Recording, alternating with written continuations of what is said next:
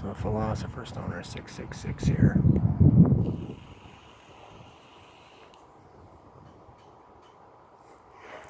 I'm having a smoke on my backup vape pen. As you can see, there isn't a little like nub end. Usually it's like a plastic or metal connective end like that, so you don't have to bite right on it. But those keep falling off, so I just sort of suckle on it like that. Let me see, I got banana cream flavor in here. Let me just have another hit before I get going.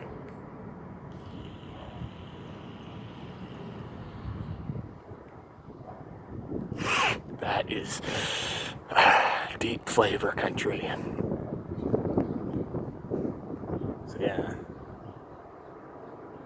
I'm at ArcelorMittal de Fasco. I shouldn't have said that. I'm revealing too much of my whereabouts, where I am, who I am, where I live. Oh my goodness. So, 2 days ago was the anniversary of my mother's death. 2-year anniversary. And thinking about it, reflecting a lot. These past 2 years I've had a lot of alone time to ruminate and reflect on things. And yeah, it's hard for me to get going here to sort it all out. So I suppose this is more of a whiny, bitchy therapeutic session than an actual educational video. You can just fucking, turn this video off right now if you're not interested in listening to me whine for, 5-10 minutes here about stuff. But yeah, nobody cares. Nobody cares. Let me just have another hit.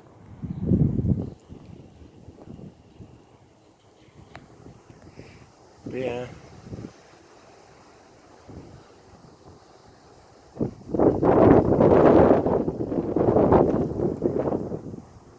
It's very deceptively peaceful and beautiful, isn't it? Well, that's one of my beefs with life is that, we acquire a sensitivity to it. And yet the world is just so brutally insensitive to our sensitivity to it, to our feelies, What we think and feel, the universe is completely indifferent to. Doesn't matter one way or the other. Nobody cares.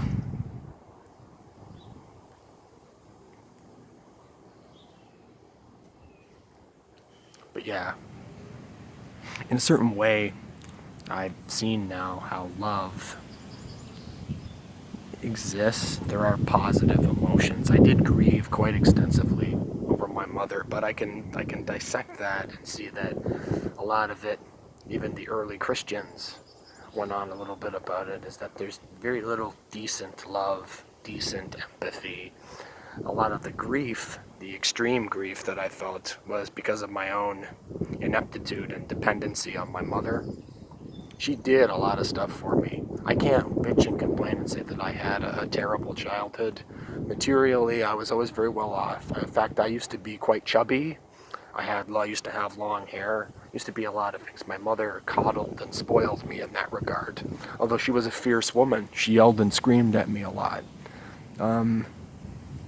So did my father, though. And my parents were divorced. My dad was an alcoholic. Now it's only my dad left, and he has early onset of Alzheimer's. My extended family are all shit. One of my uncles, crackhead, drug addict. He somehow has a wife and a mansion, or not a mansion, like a really nice house in the country, thanks to my grandparents' estate. My other uncle I only have circumstantial evidence for it. I think I've gone on about it in other videos, is a pedophile, incestuous as well. My other family on my mother's side are all, it's not even worth going on about. But yeah, my grief was my dependency, right? And yeah, my father's the only one left. And so I have very little skin in the game. What's kept me alive is that I have some money in the bank, and and my father's still alive. But I feel the Oedipus thing going on. Me and him have had physical fights since my mother's passing. It's been very difficult for me to get over, and as I get older, I realize, oh, well, my mother, in the short term, it benefited me a lot, how she treated me. But now, in the long term, I'm paying for it. Because, of course, naturally, obviously, no one's going to take care of me. No one's going to do anything for me. Nobody cares. And, yeah, so it's, again, that dependency is not a good thing. That obligation, that sort of thing. It's made me all neurotic and fucked up. Like when my mom passed, my mother was bankrupt, had no money. My father came down. She was living in a different province, and he came down. He had to pay for the cremation. She didn't have any money. I did luck out and get some money from an insurance policy, but I found out that my mom was running a sex website, like selling dirty pictures and porn and dressing up in sexy dresses and having like a membership fee. She even sold used pantyhose to guys to get money because she was so broke. My mother made a lot of poor financial choices, but no one loved her. No one wanted to step up to the plate and be with her or take care of her. And taking care of people in subtle ways, I don't mean in every respect. Like, I don't expect anybody to cook me dinner, but there's ways you can take care of people. And, me and my mom, I did some traveling there at the end. I was overseas, and she came to visit me. Really, she wanted me to come back. And she persuaded me to come back, and then I come back and I see her for about 3 weeks, and then she dies. I guess I'm glad that I got to see her, but yeah, it's strange that I've come to these perspectives in my videos that I've come to and agreed with other people's perspectives that I'm just sort of re-articulating. I had it too good, in that respect, other than the emotional, psychological abuse, the verbal abuse. And my father the same way, and they would always seek absolution. She'd make me a really nice dinner. She was a trained chef. My father would always write a check, right? And this dependency, this inculcated dependency, and now I have to pay for it. I have to go work a fucking dead-end job. I'm working at this, I went to university, and I'm so socially weird and neurotic and awkward, I can't find a better job, and I don't, it's like I don't care anymore. Like I said, I have no extended family that gives a shit about me. I've traveled, I've been here, I've been there, I've seen a lot of really cool stuff, and I should have been vlogging when I was doing it, but I was just so caught up in it, I didn't even give a shit. And then when it's the bad times, I expect people to care. And it's a lot of work now to create anything good. It was all free, it was all paid for, it was all Disneyland, and life is not what I was sold as a kid and as an adolescent.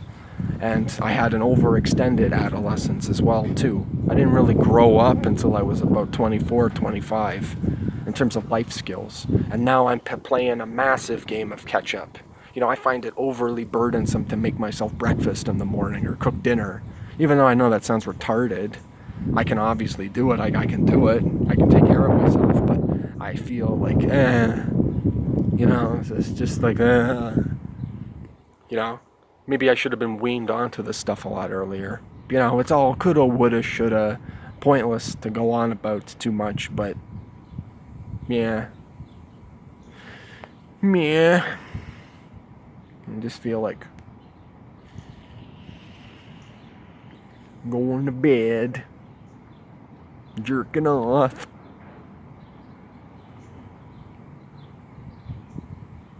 But man, working this job, I am so fucking exhausted. It is fucking unbelievable how fucking exhausted I am. Pushing a mop around, And I used to be traveling the world. I went to Cambodia, I lived in China, I lived in Vietnam, I was doing all this cool stuff, and now life isn't that at all, and you pay a price for it. Everything in this life has this price to be paid. It is not free at all. The little bullshit world that I lived in as a kid came at a price. So I guess for a very long time I was unaware. And now all the requirements and all the goalposts have changed. I go out to Quebec. I had a job as a teacher. That's why I came back to Canada. And then I go there and I deal with all that shit, deal with moving from one province to a different province to a place where I speak the language but not that well. And then I get fucked over. Oh, I'm a week before I'm supposed to start a job. I don't meet the profile. That's what they say to me. Because I'm socially awkward, because I'm weird, because I got issues with people and issues with stuff and the whole relationship thing. I don't see the point in any of it anymore. The satisfaction, the all the shit that's put on a pedestal, and you pay a price for it. No one wants to talk about the price, It's all highly lamentable. I don't want things to be this way. I don't want antinatalism or any of that to be the truth. Yet, yeah, it is. Yeah, it's very regrettable. It's unfortunate. But like I said, I wouldn't resurrect my mother, wouldn't bring her back to, to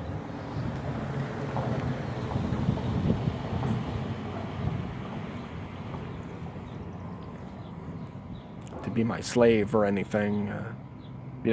I'm glad that she doesn't have to be tortured anymore by multiple sclerosis, MS. She doesn't have to have an intractable, incurable illness. She doesn't have to have days where she's in such pain that she's in bed all day. She doesn't have to be disappointed and heartbroken in men. Her little story and her case file is closed. No more problems. That in a way, in some weird sort of fucked up way, it's a good thing that she's dead. Because I would have just had to face that whole thing, maybe 5, 10 years, 20 years down the road anyway. And it could have just got really, really shitty. It was just all going downhill. She told me so many fibs, so many lies, kept so many secrets that, it's a good thing. And so in my last video, I was doing that tree thing, and, nobody cares. None of her brothers or sisters that she has or anybody cares. Nobody showed up to her wake. A few people that she knew were in this retirement community she was living at showed up. Nobody cares.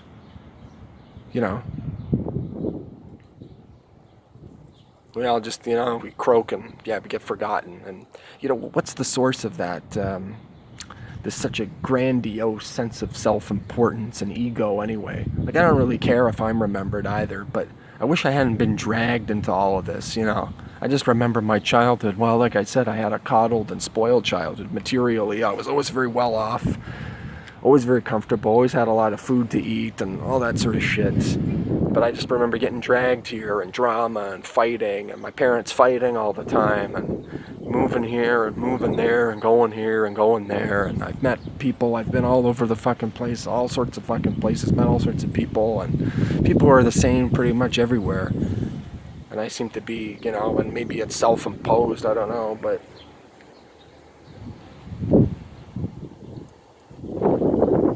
I don't have very much skin in the game anymore. So, it all is very whiny, but yeah, it's a relief that she's gone, and it'll be a relief when my dad's gone as well too, and then maybe I'll have the courage to let go. I wish I just had the courage to just fucking end it, but for some reason I'm still here.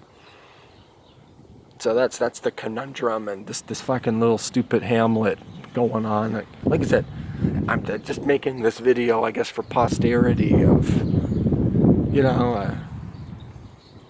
but I guess it's all determinism, right? Because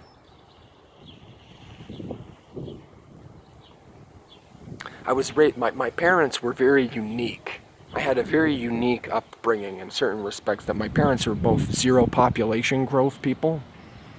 My mother, when I was a kid, older kid, I was like 10, 11, 12, I forget, watched Soylent Green. My mom was always very concerned about overpopulation. So was my father. They only had one kid. Now we know that statistically, if people have less than 2.3 children, that is insufficient to maintain human population growth into the future. If human beings keep doing that, having one child, into the future, the human race will go extinct. So my parents were fundamentally not antinatalists, but very close. It wasn't that much of a logical leap to go from that to what I am today, to sort of saying, well, under any circumstances, it's not really justified. Nietzsche and Schopenhauer and all them went on about how God is dead. In a way, we are the gods, right? We get to decide now with birth control technology and nuclear weapons if this little stupid experiment continues or not. Like, if you had said 50 years ago, well, I didn't ask to be born, you'd just be a laughing stock because there was no way to prevent it. And I'm taking more solace and comfort in early religious traditions like Buddhism, early Christianity, because I think at some level they sort of were saying, like the St. Paul and some of the apostles would talk about the virtues of celibacy. If you're really strict and get really heavy duty into Buddhism, it's sort of implying if you can deny your programming, if you can let go of all the bullshit that contain your lust and not breed just through spiritual growth, you'd be doing the right thing. They didn't have condoms or birth control. They sort of had to accept and embrace a sort of stoicism to deal with the shittiness of life. They had no other choice.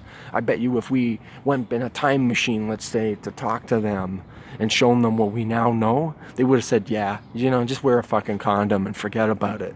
Let go of your stupid bullshit that this is going somewhere or accomplishing something. My mother, tortured for years. She worked for the government. Tortured, totally hated her job. Totally hated all of that.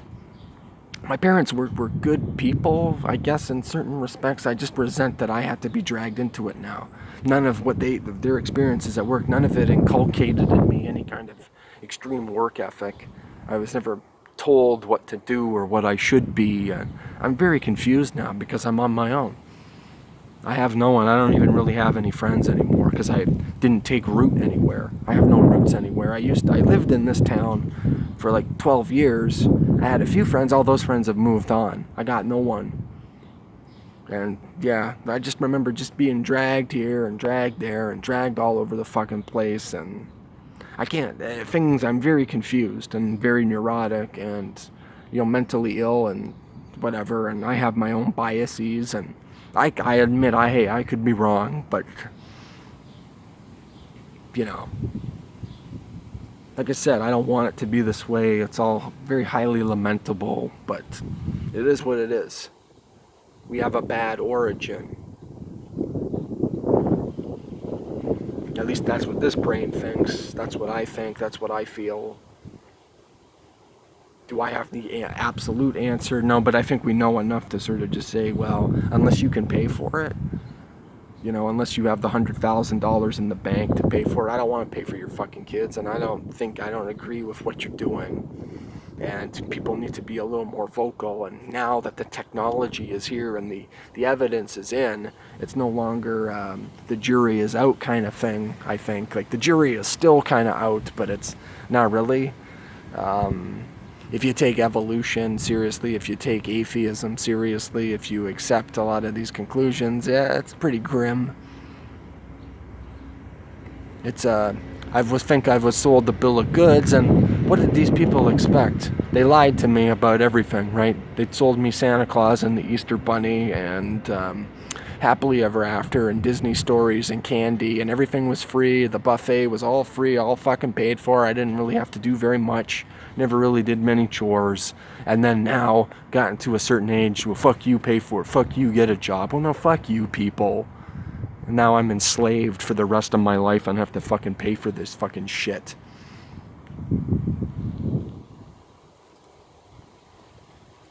When I don't want to be here and I don't want to do any of this.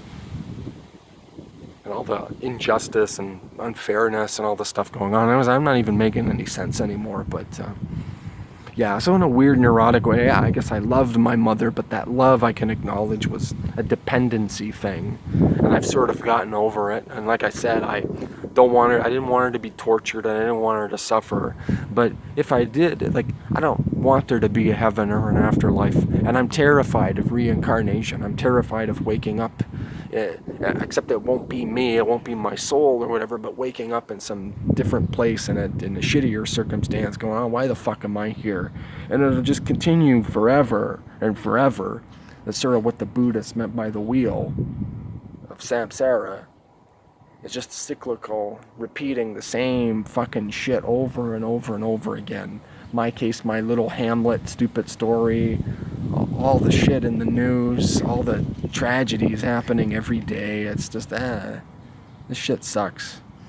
But yet, we can't help but find it compelling. We can't help but find it beautiful. It's our psychology is fucked up. I'm going to admit, yeah, I'm a fucked up person, but none of you people will admit your survivor bias or your optimism bias or any of your issues. So, yeah, I guess that's enough of a rant, but yeah, dependency is not a good thing. Obligation, getting emotionally involved with people, not necessarily a good thing.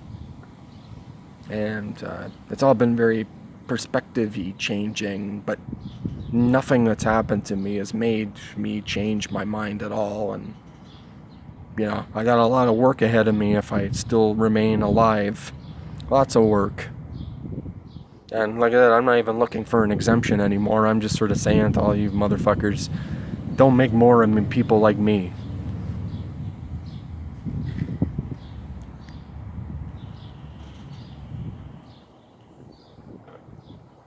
Suppose one more thing. I've had to cave in quite a bit with my father. He's quite the temper. Like I said, we got a whole Oedipus complex thing going on, and yeah, he thinks he's won some of these battles, but ultimately, whatever they did, the scripts I was given, they programmed me in certain ways at certain ages, as I've already explained, to sort of be the way I am. That his victory, if you take this natalist stuff seriously, his DNA will not perpetuate itself into the future. And my father is way less successful than his parents were. He's divorced and alone, a sick old man with fibromyalgia and early onset of Alzheimer's, no friends like myself, neurotic and weird, artistic but neurotic and weird. And yeah, I'm seeing his demise. I'm watching this, I remember good times as a kid with my father, and watching all these people that you care about suffer and die for no real good reason. And like I said, I don't think my mom's waiting for me in some afterlife, and I really wouldn't have much to say to her. I'd be like, well, I'm sorry that you gambled, and that you're disappointed that I didn't want to have any grandchildren, but yeah, you gambled and you lost, and like I said, I didn't want you to suffer or be tortured, but I don't know, that was your game. I didn't want to play your game. I don't like this game. I find it pointless and futile. Not meaningless, but stupid.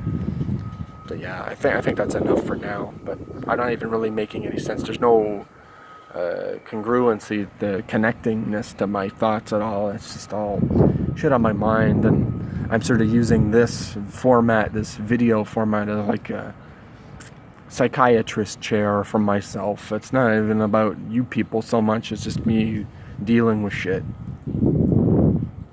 So, yeah, I told you to skip this video if you weren't interested in listening to me rant and whine and ramble for fucking half an hour. Yeah. Well, yeah, that's enough for now. Philosopher Stoner 666 out.